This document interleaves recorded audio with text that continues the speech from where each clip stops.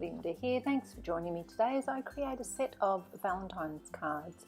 I'm going to give these cards to my girlfriends actually, just to let them know how much I think of them and care about them this Valentine's Day. So, as you've seen, I've shown you the Altenew dotted scales debossing cover die that I've used on some MFT watercolor paper, and that becomes the base for my cards. And then I used the Simon Says stamp stitched rectangles die to cut a white insert or a white piece that will go on top of that, attached with craft foam for some dimension.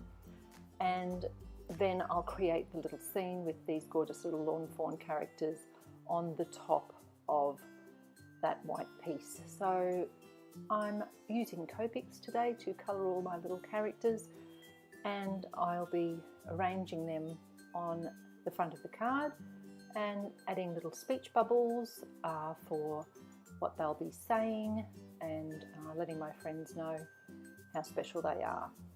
So there's no need for me to talk all the way through the Copic colouring. You'll see all the colours listed above and you'll be able to work out what I'm using each time. I'll leave you with the colouring now, and I'll be back when we move on to the next step.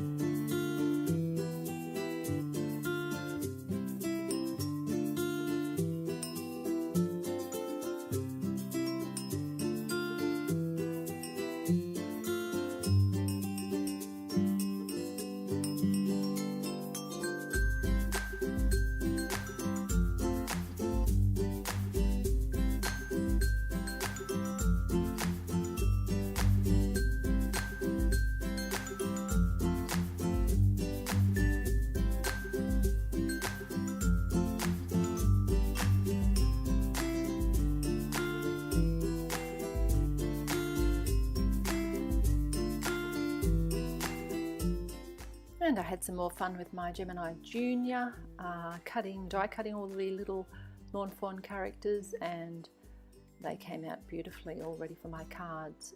So I'm using a range of sentiment sets, nothing new. I went through my stash, found some sentiments that would work well on the speech bubbles that I've die cut from a penny black set, and then I'm just stamping the sentiments that will work on the top. Sometimes, like this one I'm showing you here, I stamp the sentiment in two parts. I mask off the second word, just stamp the first word at the top, and then move the stamp down and stamp the second word beneath it. That works well. You sometimes will see people cut their stamps apart to achieve this same look. And I have done that too, but I just didn't think it was necessary today, and it was easy enough for me to just mask it off. Sometimes I could actually just ink up the stamp without the little bit of painter's tape even, which worked quite well. So just getting all my sentiments sorted now, and then I'll be able to adhere them to my card fronts. It's then a matter of working out where everything's going to go, and so I do one of the cards completely first. Those little characters are just sitting in position, they're not stuck down yet, but this helps me know where to stamp all the little notes and hearts up above. And then I'm using craft foam, putting this one all together now. Craft foam on the back of the white stitched piece. Some liquid adhesive to adhere that in place. Got a bit of wiggle room that way. And the little hearts I'm stamping here come from a Your Next stamp set. It's the Magical Ponies set. And I've used those little hearts just to add a bit more detail because they are Valentine's cards. And then just adhering all the little pieces that have been Copic coloured until I get them all in position and adhered down where I want them.